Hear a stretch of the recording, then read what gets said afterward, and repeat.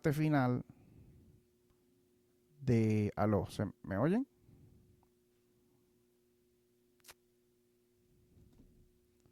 Esta ha sido la parte final. Estamos transmitiendo, ¿cierto? ¿Hay problemas de video o no? No hay problemas de video, pero creo que hubo problemas de audio. Seguimos aquí.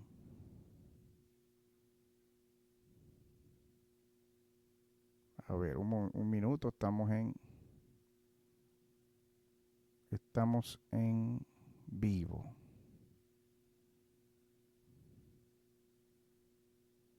Estamos en vivo, hermano. Disculpe usted, ¿qué día es hoy? Decíamos que hoy era 12. Sí. Este video creo que va a salir en dos partes. Sí, en dos partes va a salir este video en YouTube. Pero acá en Facebook seguimos en una sola transmisión. Creo que en YouTube va a tener que salir en dos partes por el incidente que acabamos de tener. Pero bueno, hoy estamos hablando de ¿qué? Hoy estamos hablando de las Trinidades. Y es lo que vamos a hablar ahora. En este sexto capítulo de este texto, Cristianismo, un mito más. Décima parte, sexto capítulo, las llamadas ternas, tríadas, trimurtis, trinólogos y trinidades. Por el mundo entero y sobre todo, ¿verdad? Hablando de la Trinidad del llamado cristianismo. Mire usted acá, hermano, por favor. Preste atención aquí a estas consideraciones que hace el doctor Freixedo. Mire, uno de los dogmas fundamentales del cristianismo es el dogma de la llamada Santísima. Dígalo usted, a ver, con el micrófono. La Santísima, voy a poner el micrófono aquí. Trinidad, ¿cierto? Ok.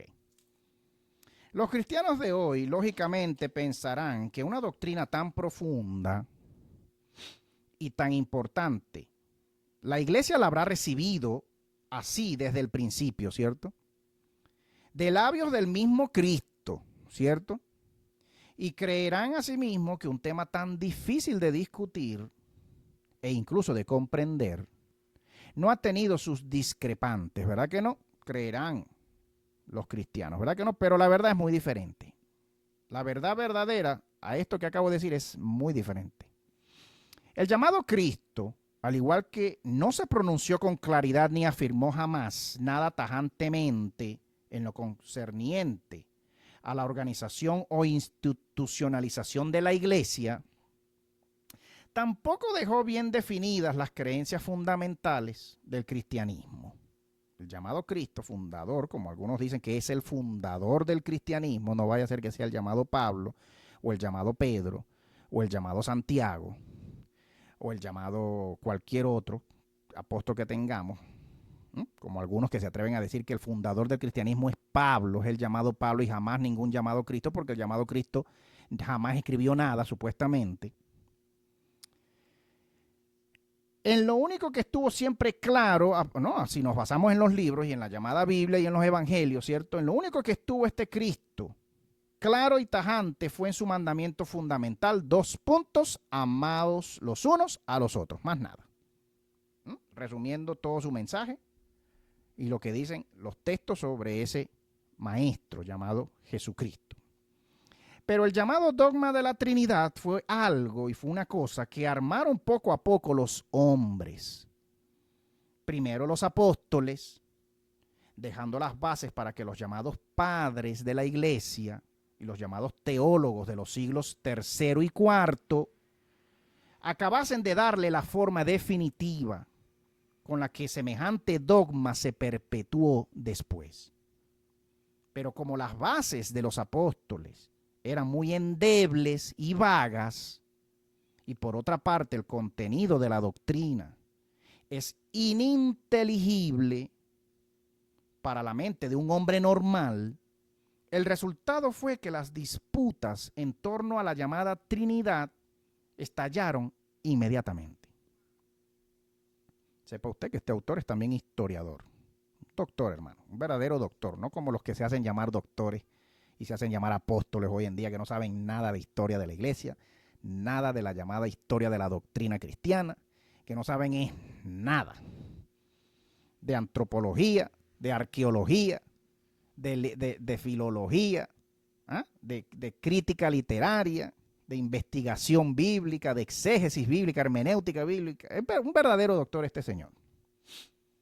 Se puede decir que la primera herejía estrictamente antitrinitaria fue la de los llamados unitaristas, también llamados antitrinitarios, porque no admitían la llamada igualdad de las tres personas, y llamados asimismo monarquianos, ¿no? En algún momento estos primeros llamados unitarios, antes del siglo III, se hicieron llamar algunos grupos monarquianos, porque se consideraban a sí mismos como los únicos monoteístas.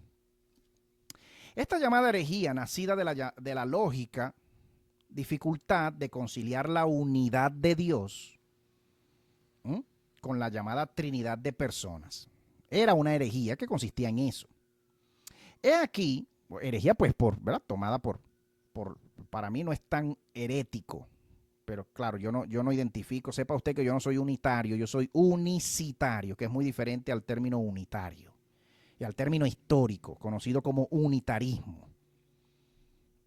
Habrán también movimientos unicitarios o que se hicieron llamar en algún momento unicitarios, pero yo sí lo soy estrictamente apegado a la palabra y para nada perteneciente a ninguna secta ni a ninguna creencia unicitaria histórica de las que hoy podemos encontrar en Wikipedia haciéndose llamar unicitarios. Mi unicitarismo no es parecido al de ninguno de ellos, porque el de ellos tiene algunas, el unicitarismo histórico que usted encuentra en los libros y en Wikipedia tiene algunos detalles que yo no comparto teológicamente, filosóficamente hablando tampoco. Eso sería, ¿verdad? A lo mejor en este mismo video, en videos subsiguientes puedo yo explicar un poco más. Pero sigo leyendo yo acá. Es aquí como Bullinger resume sus ideas en su historia de la iglesia, el autor Bullinger. Los herejes trataban de resolver la aparente contradicción de los dos puntos.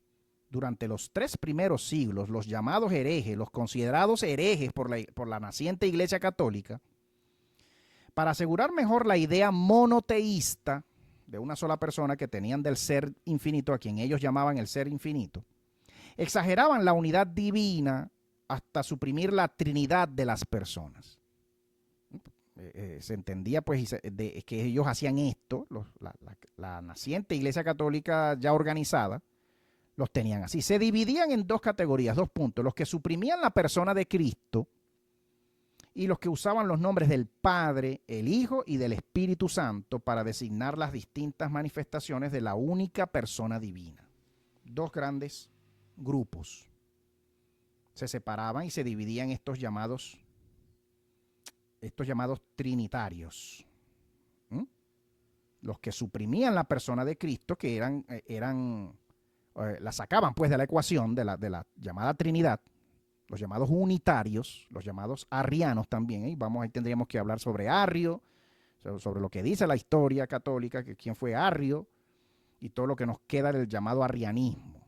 Eso sería, ¿verdad? Otro tema, no sé si acá lo va a tratar en estas próximas páginas el autor, pero ya veremos aquí.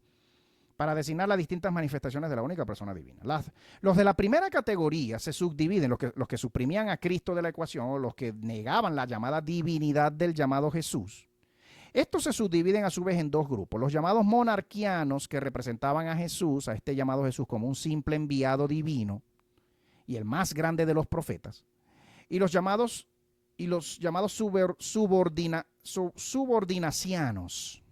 Por un lado, los llamados monarquianos y los subordinacianos, que consideraban a este Jesús como una persona divina, aunque subordinado al Padre y con una divinidad disminuida.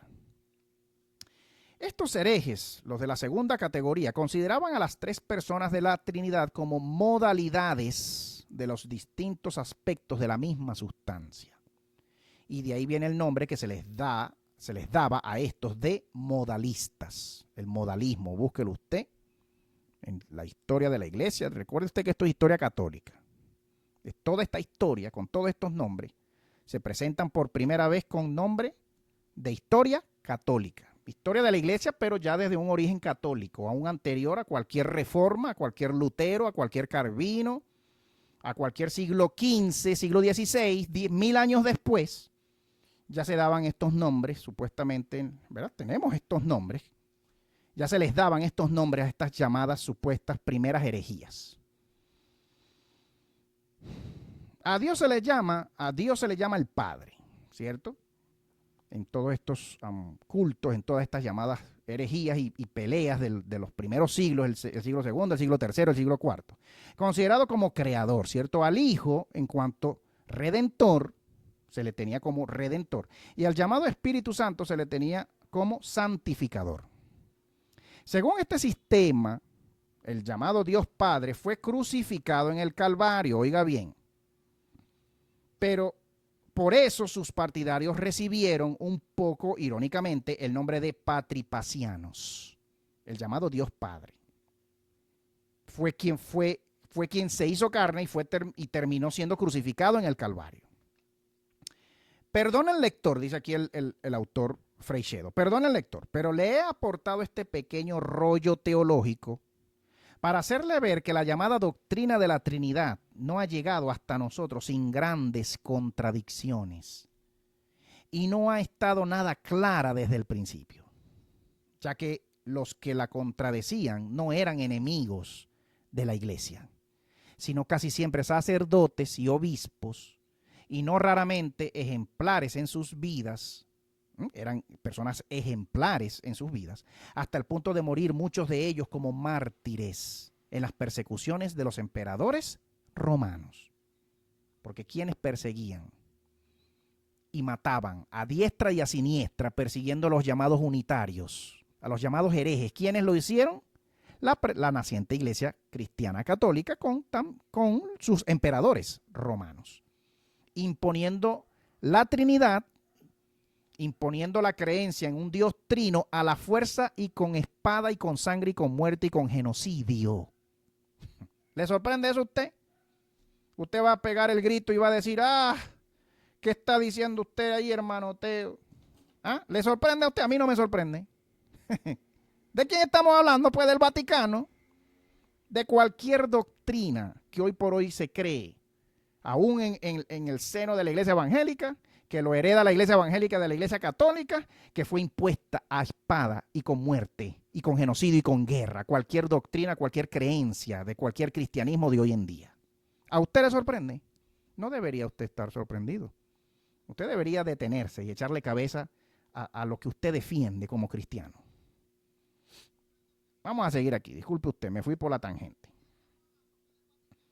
Y que esto era así, lo demostró un siglo más tarde un llamado sacerdote de Alejandría, conocido con el nombre de, como ya lo dije en este video hace unos minutos, conocido con el nombre de Arrio. Los problemas que habían acarreado las herejías que acabamos de describir no fueron nada en comparación con la verdadera revolución que causaron las doctrinas de este llamado Arrio. En varias ocasiones, y a principios del siglo IV, dio la impresión de que las doctrinas de Arrio eran las que iban a prevalecer en la iglesia, dada la cantidad de gente que las seguía, según la historia oficial, y sobre todo el poder político y eclesiástico de los que las defendían, las llamadas doctrinas arrianas. Tendría usted que buscar, ¿verdad?, investigar, y bueno, que Arrio en todo caso, más, ¿verdad?, con su influencia en un cristianismo evangélico muy fundamentalista, muy conservador, ¿verdad?, de muchas denominaciones cristianas de hoy por hoy, de corte muy pentecostal, son sobre todo en su mayoría, por el mundo entero, son arrianas, defensoras de un arrianismo, bueno, de las últimas doctrinas arrianas y no de la primera, porque Arrio defendía el unitarismo. Arrio era unitario. Sacaba al llamado Jesucristo, al Dios hombre, lo sacaba de la ecuación. A la llamada segunda persona de la deidad no creía, Arrio no defendía ningún Cristo, como usted y yo lo defenderíamos hoy por hoy, o como yo lo hacía cuando fui cristiano, como usted lo haría ahorita. Arrio no entendía un trinitarismo. Siendo un teólogo, Arrio defendía la unitariedad, el unitarismo. No podemos decir que Arrio era unicitario, como en efecto, o como creo yo que soy yo hoy por hoy, unicitario y no unitario, son dos términos diferentes. Ya después, en el tiempo, voy a ir explicando la cosa. El problema que se debatía era, en el fondo, el mismo. El papel del llamado hijo en el seno de la Trinidad, ¿cierto? Este hijo no era igual al Padre, ni de su misma esencia, ni era infinito, era lo que exponía Arrio, ni era eterno. Era la más perfecta de sus criaturas, pero era criatura al fin. Por lo cual, y por el cual fueron creadas, aun cuando Arrio decía que por medio de ese hijo fueron creadas todas las cosas. Y que llegó a una tal unión con Dios que en cierto sentido se le puede llamar Dios, en cierto sentido, decía Arrio. Pero sin dejar de tener una naturaleza propia de criatura. Eso poco más o menos defendía a Arrio y todos sus seguidores. Más o menos así, explica acá el autor Freixedo, era lo que enseñaba Arrio y era lo que defendía más o menos sus autores. Yo no soy arriano, no soy cristiano, no soy crístico, no creo en ningún Dios hombre.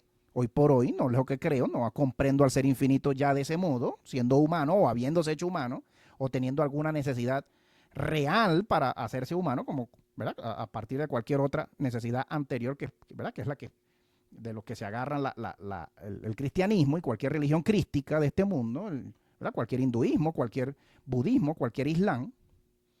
Por lo cual, esto que le estoy leyendo acá es por mero estudio de la historia cristiana, de la historia de la doctrina cristiana, es por mero interés en comunicarle a usted, en divulgar información que usted a lo mejor ignora. El más enconado opositor del arrianismo fue un llamado obispo conocido con el nombre de Atanasio. No sé si a usted le suena, si lo ha escuchado alguna vez. Tal era el poder de los arrianos en esos primeros siglos, después de la muerte del llamado Cristo, el siglo I, siglo II, siglo III. Tal era el poder de Arrio y sus enseñanzas que en 5 ocasiones fue enviado Atanasio al destierro, teniendo para ellos que abandonar su diócesis de Alejandría. Se decía que en 5 ocasiones fue enviado Atanasio al destierro, a la diócesis de Alejandría. Pero al fin prevaleció su tesis, la tesis de Atanasio, en un credo cuya recitación se hizo común en toda la iglesia, el credo trinitario. Atanasio era trinitario, enviado por el emperador para combatir y para matar a todo arriano que se oponía al trinitarianismo. Sin embargo, que no se crea que los problemas con la doctrina de la Trinidad ya quedaron del todo zanjados con los concilios de Nicea y de Sárdica. El concilio de Nicea en el 327, 335, por ahí, 330, por ahí. Y con la victoria de la tesis de San Atanasio, la tesis trinitaria. Un siglo más tarde tenemos al más importante de los padres de la Iglesia Occidental, San Agustín. Un siglo más tarde, 100 años después, en el 430, por allá, siglo V. Discrepando abiertamente de la tesis de San Atanasio. Ay, no, hermano. Ay, hermano Teo, ya no siga. Vamos a hablar de otro tema. Dios mío, estos temas religiosos, ¿verdad, hermano? Estos temas religiosos nos hacen reír al final. 100 años después estaba San Agustín echándose cuchillo en sus libros con Atanasio, los llamados padres, pues, de la iglesia. Estos son los padres de la iglesia cristiana. No, eso no es ningún padre, nada de ninguna iglesia evangélica. Ah, bueno. ¿Quiénes son los padres de la iglesia evangélica? No, el padre de la iglesia evangélica es Jesús. Ah, bueno. El padre de mi iglesia calvinista es Calvino. Ah, bueno, está bien, pues. Calvino fue primero que Agustín, entonces, pues. Calvino fue el primero. Hermano, es una cadena, de infinita cadena, de pelea y de cuchillo. ¿Ah? Y de discordia doctrinal entre los llamados apóstoles, los llamados padres después, los llamados reformadores después, una infinita cadena de errores. Y que usted hoy por hoy, en estos últimos tiempos de la humanidad, usted hoy por hoy tiene por suma verdad de vida cualquier cosa que diga la Biblia y cualquier cosa que haya dicho Calvino, que haya dicho Lutero, que haya dicho el otro fundador, el mormón, el que es mormón que me está escuchando, José Smith, cualquier cosa que haya dicho Russell, el fundador de los testigos. Usted hoy por hoy tiene por verdad de las verdades de su vida, de usted y de la vida de cualquier persona, cualquier cosa que haya dicho cualquier maestro sobre doctrina en los últimos 100, 200, 300 años, y usted no sabe que todos sus maestros de usted en su denominación cristiana de usted está basada su enseñanza y su creencia en cualquier otra cosa loca que haya creído cualquier padre anterior, cualquier apóstol anterior, cualquier obispo, cualquier rabino, cualquiera anterior. Y que cada 100 años cambiaba la doctrina. Cambiaba y se obligaba a cambiar y se mejoraba la doctrina. Cualquier papa que venía después, papa de papa, cambiaba la doctrina anterior, maldecía al papa anterior, cambiaba la doctrina, declaraba hereje la doctrina anterior, una nueva doctrina. Cada 100 años había doctrina nueva. ¿Ah? La verdad de las verdades, la Biblia. Nunca ha cambiado, nunca ha tenido cambio. Siempre ha sido una sola cosa, lo que hemos creído todos los cristianos desde hace 2000 años para acá. Y usted se sigue engañando con eso. ¿No? Y muchos se siguen engañando. Ya no nos engañemos, hermano, amigos. Ya no nos engañemos. Llámese cristiano, llámese musulmán. ¿Usted cree que sucede nada más en el cristianismo? ¿Usted cree que no sucede en todas las religiones del mundo? Un siglo más tarde tenemos a San Agustín discrepando y echándole cuchillo a San Atanasio. Abiertamente de la tesis de San Atanasio y explicando la esencia de la Trinidad de una manera que sin lugar a dudas hubiese sido declarada herética por San Atanasio. Hubiese declarado a Atanasio, hubiese dicho a Atanasio, me lo buscan y me lo matan y me lo ponen en la hoguera San Agustín. Estaban de acuerdo los dos padres de la iglesia en que las tres divinas personas tenían la misma esencia, pero discrepaban en unos cuantos puntos importantes. En primer lugar, disentían en su manera de enjuiciar las teofanías o manifestaciones de Dios, del llamado Dios del libro, a los hombres. Atanasio, por ejemplo, creía que las apariciones del Dios del libro en el paraíso a Adán y a Eva eran obra del Hijo y no del Padre. Atanasio predicaba eso y creía eso.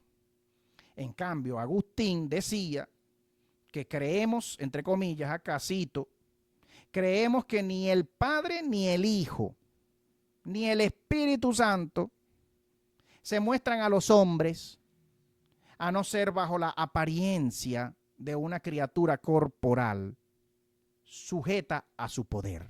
En su obra De Trinitate, San Agustín, famosa obra que usted debería echarle un ojo. Bueno, bueno, si usted está buscando salir de la religión, no vaya y no lea nada. Léalo nada más por información. Si usted está buscando salir de religión y de dioses falsos, lea los libros por pura información. Si usted no está buscando salir de ninguna religión y de ningún Dios que usted adora, de ningún Dios falso que digo yo y opino yo que son los que usted adora y los que el mundo adora en sus religiones, en sus libros, pues no hay problema. Siga creyendo cualquier doctrina que hoy por hoy perdura y prevalece sobre cualquier otra a fuerza de espada, a fuerza de muerte, a fuerza de guerra, a fuerza de sangre, a fuerza de genocidio, como lo es la doctrina de la Trinidad. Como hoy la creen 1.500 millones de fieles por el mundo entero. O casi los 1.500. ¿No? Porque ese es el tema. En el seno del cristianismo, la doctrina de la Trinidad, el dogma de la Trinidad es tan diferente en diferentes denominaciones, en diferentes credos, dentro del mismo cristianismo, para no saltar a las demás religiones crísticas, abrahámicas, más famosas, en todo caso las abrahámicas, pero que el hinduismo también es una religión crística, el budismo también, y otras más por ahí centrales y grandes en el mundo, también son religiones crísticas, con ideas y conceptos crísticos, de dioses dorados, pasados, crisosteos, crístico, de ahí viene el término Cristo, crisosteos, dioses dorados, ya lo he dicho, lo seguiré diciendo, lo diré toda la vida, no significa ningún mesías ungido, no es ninguna traducción de ningún vocablo Mashiach del hebreo. El vocablo en griego, crisosteos, no es ninguna traducción de ningún vocablo que en hebreo se lea o se oiga como Mashiach, que significa, según los hebreos, ungido, cuando tampoco significa eso, y no le voy a explicar ahorita lo que significa el vocablo Mashayah, el nombre, el sustantivo Mashayah, se divide en 3 sílabas, y cada sílaba tiene un significado. Ma, usted tendría que buscar. Shah, usted tendría que buscar. Ya, usted tendría que buscar. No me voy a meter en eso ahí filológicamente, no voy a entrar en mucha filología hoy, no es la intención con este video, eso lo haremos después. Discrepaban además Agustín y Atanasio En lo que se refiere a la acción de las tres divinas personas, Atanasio creía que el autor del universo era el Verbo. Atanasio. Agustín, en cambio, creía que la creación del mundo era obra de la llamada Trinidad entera. Hermano, ¿qué sería más verdadero en todo caso? Cuando sabemos que todo esto es mentira, cuando sabemos que el ser infinito no es ningún ser trinitario, ni binitario, ni trinitario, ni cuaternario, ni quincuagenario, ni... Bueno, el ser infinito es una sola persona, una sola inteligencia, una sola conciencia eterna, un solo ser consciente eternamente. Y no es humano, para nada. Nunca ha sido humano, nunca lo será. Esa es mi creencia. Claro, aquí yo estoy leyendo es ficción. Para mí todo lo que yo estoy leyendo aquí es ficción. Nada de lo que estoy leyendo es realidad. Para usted puede que sea realidad. Para mí no lo es. Yo solamente lo leo como divulgación. Hacerle ver a usted que sus creencias de usted, lo que usted cree hoy por hoy, a modo doctrinal, está basado en errores, de herejías, de cambios, de muertes, de asesinatos, de guerras. Es lo que usted cree hoy por hoy, en los libros que usted cree. En tercer lugar, discrepaban Atanasio y Agustín en algo muy importante. 2 puntos, en la manera de entender la esencia de ese llamado Dios del libro. Lo que San Agustín dice en este particular, en su carta 170, de ninguna manera hubiese sido suscrito por Atanasio, de ninguna manera hubiese sido apoyado por Atanasio. Vea el lector la rara idea que tenía Orígenes de la Trinidad, otro padre de la iglesia, supuestamente entre el siglo II y el siglo III. Orígenes, ¿le suena familiar ese nombre o tampoco le suena? ¿Le suena o no le suena? Entre el año supuestamente 182 al 251, Orígenes, uno de los mayores teólogos de aquellos tiempos, dijo: considero que Dios Padre, que todo lo contiene, alcanza a todos los seres y participa a todos de su ser. Es justamente el que es. Más pequeño, sin embargo, que el Padre, el llamado Hijo, solamente llega a lo razonable.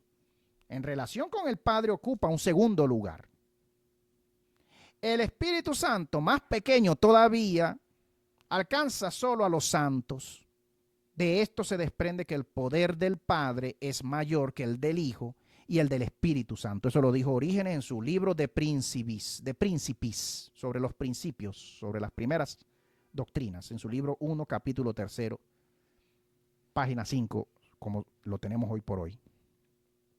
Si así pensaba un gran doctor de la primitiva iglesia, ¿cómo pensaría el pueblo? Hermano, yo le pregunto a usted, mire, ¿cómo pensaría el pueblo? Pero yo le pregunto a usted, ¿qué sería más real? ¿Lo más moderno o lo más antiguo? ¿Qué sería más verdadero en cuanto a doctrina y en cuanto a verdad sobre la vida, en cuanto a verdad sobre el ser infinito, en cuanto a verdad sobre el alma humana, sobre el fin del alma humana, sobre el objetivo final para el que se crea el alma humana? ¿Qué sería más verdad? Lo que diga su pastor de usted en su altar, de su iglesia de usted, lo más moderno, lo más de ahorita, lo que se dijo ayer, o lo que decía el primer teólogo, el primer maestro, o los maestros más antiguos. ¿Qué es lo más verdadero? ¿Dónde hay más verdad en las creencias? ¿En lo más moderno o en lo más antiguo? Le pregunto yo a usted y dejo esa pregunta ahí al aire. No quiero cansar al lector haciéndole seguir los dimes y diretes teológicos de estos santos e imaginativos varones, que por otra parte tampoco nos preocupan hoy. Hoy por hoy no le preocupa mucho a nadie, ¿cierto? Lo que opinen estos doctores.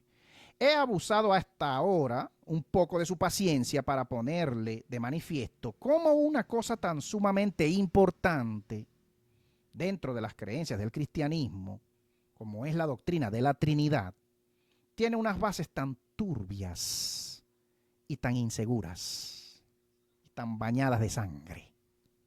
No lo dice aquí Freixedo, lo digo yo. Lo añado yo porque hay que añadirlo. Dios mío. No voy a decir Dios mío, voy a decir ser infinito mío. La religión, ¿en qué consiste la religión? La religión consiste en muerte.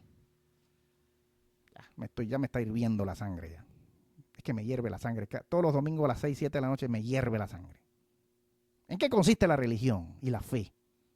Consiste en muerte, en sangre, siempre, en guerra, en genocidio, siempre, en muerte. de los más débiles, de los más inocentes. En eso consiste la religión y las instituciones religiosas y la fe de hoy en día. Bástenos, a manera de resumen, lo que dice Juan Bergua, 2 puntos. Abro comillas, cita Freixedo aquí a Bergua. 3 cosas quedan establecidas, 2 puntos. Primera, que hasta el año 165 aproximadamente no hubo ninguna Trinidad en la iglesia. Segunda, que aparecidas por entonces hubo hasta San Agustín varias Trinidades, cuyos defensores lucharon con verdadero encarnizamiento por hacerlas prevalecer, pero acabaron todas por desaparecer porque era imposible sostenerlas. Tercera, que la actual Trinidad oficial de la Iglesia, tal como está, aunque no haya manera de comprenderla, salió perfectamente fabricada de la poderosa testa de Agustín de Tagaste, el llamado, en su obra llamada Yeshua, el Verbo. Bergua dice esta frase, y Freixedo la cita de Bergua en su texto Cristianismo, un mito más. No puede negarse entonces que esta manera de concebir a Dios, al llamado ser infinito, o por lo menos al Dios del libro, uno en esencia y trino en personas, es en verdad extraña. ¿No cree usted, hermano? ¿No diría usted? Ya que la mente humana, por más que se lo expliquen, se la hace difícil de comprender. Es que ya cuando decimos el ser infinito es más de uno, son 2. Ya cuando lo duplicamos ya tenemos problemas ya. Ya comenzamos como a volvernos locos ya con esa idea. No, en algún momento fueron 3 y pasaron a ser 3 a la broma. Ahora son 3. Después llegó el otro y dijo, no, es que no son 3, son 4 realmente. Son 4. Son 4 personas. Después llega, ¿verdad?, otra religión, es que son 5 personas. ¿Cuántas personas tiene que ser el ser infinito al final? ¿Cuántas?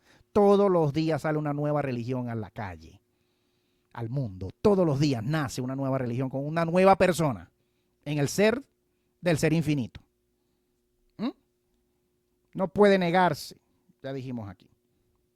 Se le hace difícil de comprender. Pero por otro lado, no es extraño que a la mente humana tan limitada se le haga difícil, obviamente, comprender al ser infinito. ¿Sí o no, hermano? ¿Me da usted la razón? ¿Nos damos la mano acá? ¿Le damos la razón a Freixedo? ¿O vamos a decir que Freixedo está loco? Está loco Freixedo. Ante esto, una pregunta se le viene a uno a la mente. ¿Es esta manera trina de presentar al ser infinito, al Dios del libro, por lo menos, exclusiva del cristianismo?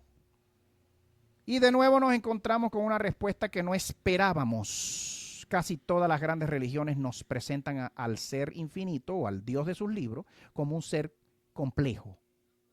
Una bina, una terna y otra cuaterna, y casi todas ellas, como es lógico, lo hacen de la misma manera confusa que el cristianismo. Las raíces de la Trinidad cristiana son profundas y vienen de muy atrás, tal como más adelante veremos. Los padres de la iglesia quisieron por un lado equiparar la idea del ser supremo que ellos predicaban con la manera como las grandes religiones lo presentaban. Y por otro lado no hacían sino plasmar inconscientemente formas arquetípicas con que la humanidad intenta explicar lo inexplicable y definir lo indefinible.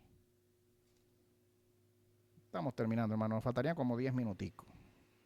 Permita usted aquí. Serge Raynaud, el famoso autor Serge Raynaud, que se pronuncia Raynaud, francés. Freixedo lo cita aquí diciendo, hablando desde un punto de vista hermético y esotérico, se expresa así en su libro Los Grandes Mensajes. Abro comillas, cito a Raynaud, de parte de Freixedo, la triple manifestación de lo absoluto, 2 puntos, vida, forma y pensamiento, es constituida en la teología cristiana como Padre, Hijo y Espíritu Santo, traducido en la filosofía hindú como Sat, Chit y Ananda, que de ninguna manera hay que confundir con la Trimurti brahmánica, hinduista también. Van 3 trinidades ahí. La trilogía musulmana, el Akil, el Aklu y el Maki, en el Islam, es análoga a la teoría sefirótica de los hebreos, de las sefirot del judaísmo, la trinidad sefirótica, de las sefirot del judaísmo y de la cábala judía, donde tenemos a Keter, a Joshma y a Binah. Lo que corresponde en el esoterismo egipcio a Ten, a Shu y a Tefnut, que tampoco hay que confundir. Ay, hermano, ya me quiero ir ya. ¿Usted se quiere ir? Ay, hermano Teo, ya no siga. Vamos a hablar de fútbol, Víctor. Vamos a hablar de fútbol, chico. Estás ahí, Víctor se fue. Ya se fue, Víctor. Ya no quiso escucharme más. ¿O estará todavía Víctor aquí? No sé si está Víctor todavía. ¿Quién está, pues? ¿Quién me saluda? Más nadie me saludó, solo Víctor el día de hoy. Gracias, Víctor. Vale, cónchale. Así sea para decir que no estabas de acuerdo con nada. Ya yo me quiero ir, hermano. Usted no se quiere ir, hoy es domingo. Ay, hermano, usted hablando de eso. ¿Usted le parece un tema importante en su vida? La Trinidad divina. La falsa, diría yo. Usted la llamaría la verdadera, yo la llamaría la falsa. Trinidad divina, diciendo que el ser infinito es trino. Y creyendo en esa doctrina por demás odiosa. Hoy a mi comprensión del ser infinito, por demás odiosa, hermano, le tengo aversión a todo lo que menoscaba y destruye la perfección del ser infinito. Perfección. No hay ninguna perfección en una cantidad trina. ¿Por qué tendría que haberla? Si la única cantidad perfecta es el 1. El 2 no es una cantidad perfecta, el 3 tampoco, el 4 menos, el 5 menos, el 10 tampoco. La única cantidad perfecta es el 1. Cantidad perfecta, perfección. La perfección solo existe en la cantidad única, exclusiva, que es la cantidad 1. Ya, listo. Uno solo, un solo ser perfecto.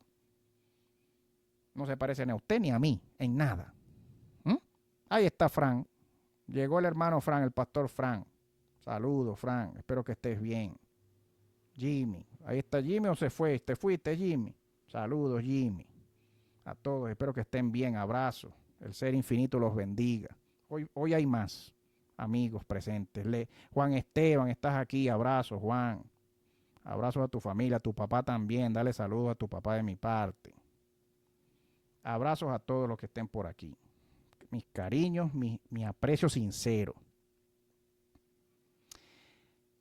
Tefnut, que tampoco hay que confundir con las grandes divinidades de aquella religión. Los chinos tienen a Tei, a Yang y a Jin. Permítame reírme, hermano. ¿Puedo reírme? ¿Me van a dejar reírme en mi propio programa? ¿O no me puedo reír? No te rías, Teo. Ah, bueno. ¿Quién puso aquí no te rías, Teo? ¿Quién se ríe conmigo? Vamos a ver quién pega la risa primero conmigo en este momento. Que corresponden como el yoga a las tres fuerzas Sushumana, Pingala e Ida. Miren esos nombres, hermano. ¿Ah? Que pueden ser asociadas de diferentes maneras. Aquí termina la cita, pero esta cita en este libro hubiese sido infinita. Si usted se pone a buscar trinidades por las religiones de este mundo, las va a encontrar. Va a encontrar miles de trinidades. Usted va a decir, ay, todas son copias, hermano. Todas son copias de la Trinidad cristiana. Copias, va a decir usted. Debe ser que el cristianismo es la religión más antigua, pues. Debe ser que el cristianismo moderno que usted predica y cree es la religión más antigua de todas las religiones. Y la primera de todas. No es así. No es así. Lo voy a decir. No sé ni cómo decirlo. Ya me quiero ir, hermano. Mire, me está dando piquiña ya. Estos temas, la religión, el opio del pueblo, la religión, los libros religiosos, los dioses falsos. Hermano, el ser infinito existe, es real, es verdadero, es bueno, pero no está en libros de este mundo. No está en libros que fueron escritos con sangre y con muerte de muchas y muchas y muchas y miles y miles y miles de almas humanas. No está. Bueno, hermano, ya va, voy a respirar. ¿Puedo respirar? Porque me está ardiendo la sangre en este momento. Me voy a calmar. No se preocupe, que yo sé que todos los domingos a las 6, 7 de la noche, yo lo sé, yo estoy consciente. Todos los domingos a las 6, 7 de la noche a mí me arde la sangre. Hoy por hoy. Y bueno, será así, sabrá Dios, hasta que deje yo este mundo, esta vida. No sé si a usted le arde la sangre también. En este particular, y terminando ya para ver, creo que vamos a ver. Bueno, vamos a ver, ¿cuántos minutos nos quedan? Hora y media. Hoy no puedo estar más de hora y media, hermano. Todos los que quisieran que me quede yo, me quedan 5 minutos. Todos los que gustan de oírme por casi 2 horas o por 2 horas cada domingo, pues hoy les cuento que me tengo que ir ahorita. Perdone que no me quede más tiempo. En este particular de las profundidades míticas de nuestros dogmas, profundidades míticas de mito, de nuestras doctrinas, de nuestros dogmas, y en concreto de la Trinidad, 2 son los autores a los que especialmente hemos seguido: al famoso psicólogo Carl Jung, Jung, famoso y por demás importante de leer cuando hablamos de psicología y de mente humana, y a Mircea Eliade, el famoso mitólogo, antropólogo, especialista de religiones comparadas como él solo, uno de mis autores favoritos hoy por hoy también, el famoso doctor rumano Mircea Eliade, que han profundizado mucho en este tema a nivel psicológico, haciéndole psicología a los pueblos del mundo, pues, para poder hallar más verdad en algo que podamos decir que es verdadero y común a todas las almas humanas cuando intentan comprender y intentamos comprender al llamado ser infinito. ¿Y por qué el hecho del número 3, la cantidad tercera? Que viene después de una segunda, que viene después de una primera. La cantidad tercera jamás viene desde el inicio y desde la eternidad con la cantidad primera. Nunca. La cantidad segunda y la cantidad tercera jamás existen desde el inicio con la cantidad primera y con el primer y más primordial ser infinito eterno de todos los tiempos, desde antes jamás. Nunca. Viene en el tiempo y aparece en el tiempo.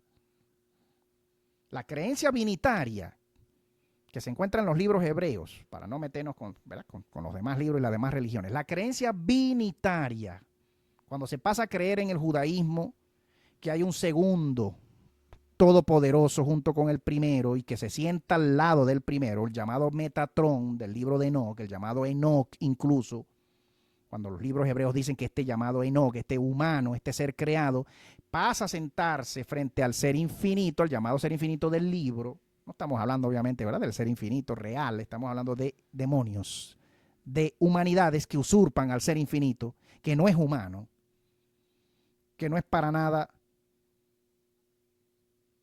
tenido por cantidad, o decir que es el primero, porque ya yo decía en videos pasados que el ser infinito es eterno desde siempre y para siempre. No podemos decir que es el primero, como dice el texto, yo soy el primero y soy el último. No está hablando ahí del ser infinito.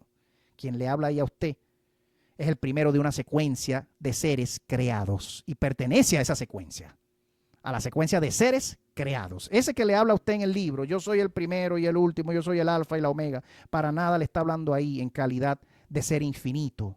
Le está hablando en calidad de ser creado. Y como es creado y por lo tanto no es el ser infinito, jamás lo ha sido, jamás lo será. El ser infinito es eterno desde siempre. No forma parte de la secuencia de comenzar a contar 1, 2, 3, 4, 5, 6, 20, 20.000. No forma parte de esa secuencia. El ser eterno está fuera de la secuencia. El ser eterno es trascendente y está fuera y más allá de lo que usted comprende, de lo que usted conoce y de lo que usted puede verbalizar con su boca o lo que usted puede contar con sus manos, con sus dedos.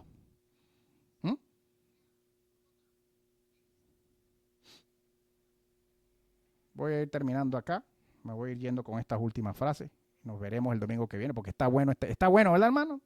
Amigo, diga usted si está bueno. Ponga un dedito ahí. Ponga un me gusta. Comparte este video, este canal, si aprendiste algo bueno, si esto te lleva a alguna reflexión. Mis palabras y mi comentario del doctor Freixedo y de su libro acá.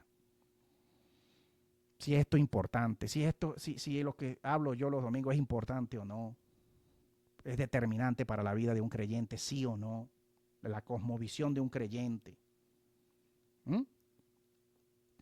Aunque hay también que decir que su lectura la lectura de John, de Carl John y de Mircea Eliade, hay que decir también que no resulta nada fácil, no es muy fácil que digamos, son gente muy, muy letrada, para el gran público. Algunas de las triadas que han influido en la formación de la Trinidad cristiana son, por ejemplo, las llamadas babilónicas, y de ellas principalmente la constituida por Anu, por Bel, de ahí viene el vocablo Belcebú, y Ea, de ahí viene el nombre Jehová, Ya. Y con esto terminamos por hoy, porque ya usted se da cuenta que el video que viene y la transmisión que viene va a estar de pelos. La Trinidad babilónica, ¿sabe usted cómo se llamaba? Anu. Bel, que de ahí viene Babel, de ahí viene Abel, un término babilónico. Y la tercera persona, Ea, transliterado al español como Ea, de quien dicen los filólogos y los etimólogos es la raíz más antigua en todo caso del nombre Ya, del nombre Ya con Y, A y H, o como lo quiera usted poner, Y-A, que después degeneran los libros hebreos como Jehová. Y ahí se la dejo para que usted comience a soñar y a pensar, ¿de qué está hablando Teo? Vamos a ver qué va a decir el video que viene. Lo invito a la transmisión que viene el domingo que viene. Un abrazo, amigo, amiga, hermano, hermana. Esto se está poniendo bueno cada vez más. Estas charlas y estos momentos los domingos a las 6, 7 de la noche de Venezuela se están poniendo buenísimos, ¿verdad que sí? Yo creo que sí, humildemente, para la gloria del Ser Infinito y para la ayuda de su mente, de su alma y de la mía sobre todo. Porque yo comparto esto, hermano, no solo pensando en usted, yo comparto estas cosas pensando primero en mí y en mi fe, y reflexionando primero en mí y en mi fe y en el objeto de mi fe. ¿Quién es verdaderamente el objeto de mi fe? ¿Es el Ser Infinito o es un demonio con nombre que me obligaron y me engañaron y me pusieron a adorar inconscientemente y yo no estaba preparado y yo no sabía nada porque yo no había investigado nada, yo no había leído nada en la vida? ¿Quién es este Dios y quiénes son estos dioses que invoca el cristianismo, que invoca el hinduismo? ¿Serán los mismos con nombres diferentes o serán gente diferente? ¿Serán todos ellos diferentes entre ellos o serán todos ellos los mismos con nombres diferentes para pueblos diferentes y para épocas diferentes, los mismos de siempre, que invoca la humanidad entera en sus regiones, en sus religiones y en sus creencias y en sus libros y en sus regiones donde vivan y en las épocas donde vivieron, desde antaño y hasta ahora, porque nada ha cambiado en este sentido en la humanidad? Hermano, le manda un abrazo, gracias por su tiempo, comparte este video, dale me gusta y nos vemos el domingo que viene. Un abrazo a todos. El Ser Infinito, el Ser creador de tu alma, de mi alma, el Ser que ama a todas las almas, donde sea que estén y donde sea que hayan nacido, y con cualquier religión y con cualquier demonio que adoren hoy por hoy, nos bendiga a todos. Un abrazo.